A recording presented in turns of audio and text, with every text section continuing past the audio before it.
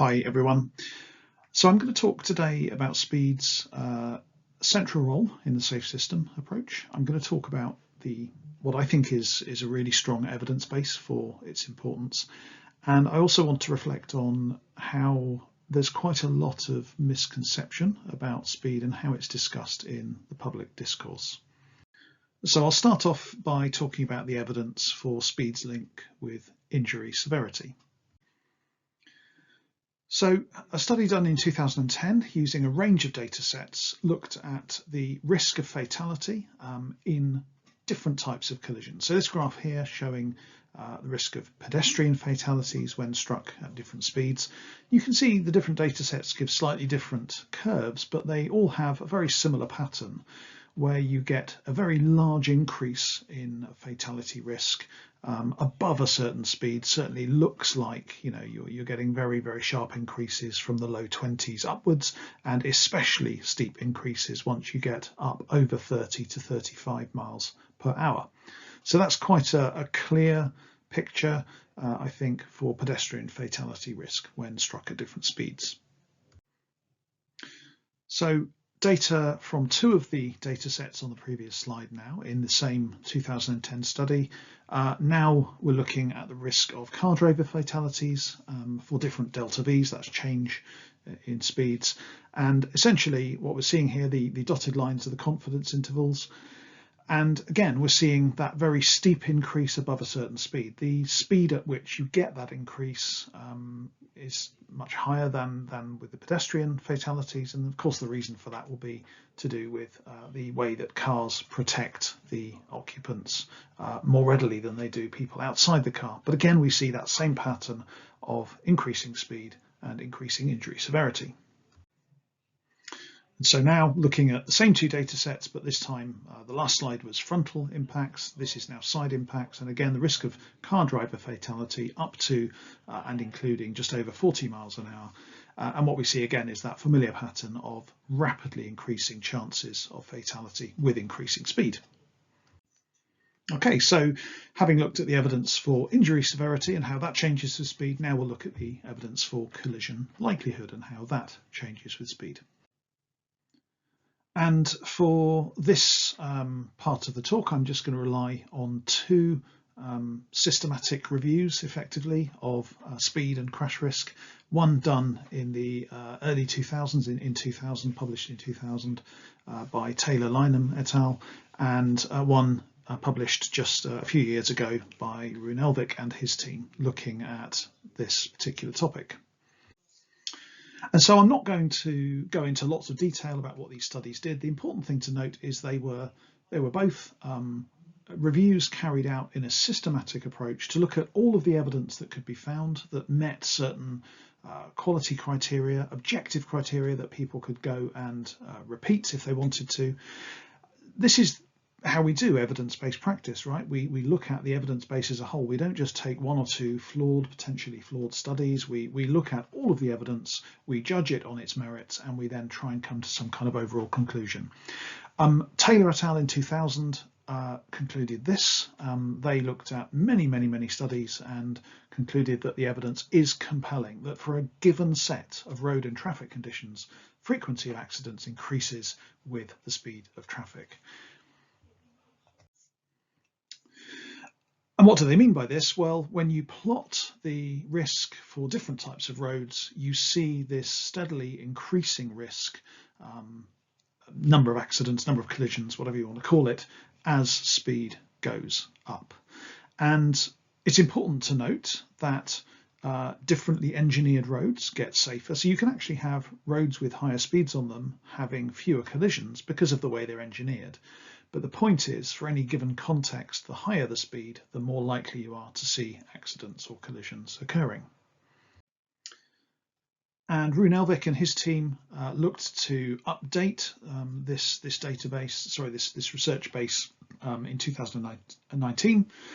And what they did was they essentially did the same sort of thing, but they actually did a formal meta-analysis between all of the different papers they could find to understand if the relationship, the established relationship between collision risk and speed was kind of different now to what it was in the early 2000s, late 90s, given that we have much safer vehicles now, for example. So one thing we often hear people who are opposed to speed limits say is that vehicles are so safe now we don't need them. What Elvik actually found was that the strength, if anything, was the same. It's possibly even more important, it's certainly no weaker than it was in the year 2000, which you would expect it to be if vehicles were doing everything people say they are to protect people. Now, it's unquestionably true that vehicles are getting safer, but the point is the relationship between collision risk and speed is still as strong as ever. Okay, so there's a really strong evidence base linking speed to both injury severity and collision risk. And what I'd like to do now is take a step back and consider, why is it that so many people deny this? And why is it that we're in a position where we are arguing about something with such a strong evidence base? And I'm going to argue that essentially this is something people do intuitively understand, but also something that people talk a lot of nonsense about, for reasons that are probably nothing to do with the evidence itself. And I'll finish by talking about how I think this is a classic example of science denial, and it's something that we need to get a handle on, because it's becoming embroiled with all kinds of nonsensical ways of thinking about the way science is designed to help us make good policy decisions. Now, the first point I want to make is that everybody understands this, okay? And I've often used this example. Try this at a party. Ask anyone, is driving a car through a narrow residential street at 90 miles an hour safe? Is that acceptable? I really struggle to think of any reason why somebody would say anything other than, no, that's definitely unsafe. We're not willing to accept that should be allowed. So people get that admittedly straw man version of the argument, but at some point between that very high example of speeding and speeding at lower levels, people's reasoning, I think, takes a slightly different turn, and people tend to have excuses for why they sometimes behave in a way that isn't necessarily what they would say is appropriate. We see many different excuses for people's behaviour. So some people claim, they just didn't know the speed limit. People who are caught speeding sometimes say, well, I just feel safe at that speed. I don't have a problem with it. Some people, talk about only being a little bit over the speed limit, and therefore that's not important. People talk about the social acceptability, the apparent social norm of it. There's obviously lots of stuff in here about people's risks of being caught. Some people just like it. And of course, some people have factors weighing on them that maybe cause them to speed when they don't necessarily want to. I'm reminded of my favourite ever conversation with a taxi driver who was taking me to, I think, an airport probably for a conference. And when I said that I worked at TRL, he went on a rant about road safety and how, people need to be just much more cognizant of what's going on around them. And you do see this kind of attitude about, if I'm behaving in a certain way, it's up to people to accommodate that. And his example was, if I'm doing 70 miles an hour in a 40 limit, somebody pulls out of a road in front of me and I hit them, it's their fault, not mine. So clearly people have excuses. People have different ways of thinking about this behaviour than you might see based purely on an appreciation of the evidence. Now, there are a number of flaws that can be shown to be true with many of these different ways of thinking. One of my favourites was actually a Numberphile YouTube video that you can find at the link in these slides. I think these slides can be distributed after this presentation. So one thing people often say is, well, at very high speeds, it doesn't really make a lot of difference if you go faster. It's already risky. So, what difference would it make really if you were traveling at, say, 100 miles an hour versus 70? So this example is actually really instructive on how unintuitive it can sometimes be when thinking about this behaviour. So if we imagine in this situation we've got a yellow car and a blue car on a straight road, they're both absolutely identical in terms of their ability to brake, their technology, and the drivers are equally skilled, perfectly matched in terms of their ability to brake. And the question goes like this: if we have the yellow car travelling at 70 miles an hour and the blue car travelling at 100 miles an hour, and that's their speed when they both begin braking on seeing, in this case, a tree falling across the road in front of them ahead. The question is, what is going to be the difference in speeds when those vehicles get to the tree? And we also set the constraint that we know that the yellow car, we observe that the speed of the yellow car when it reaches the tree is 0. It just manages to brake before impacting the tree, literally millimeters away.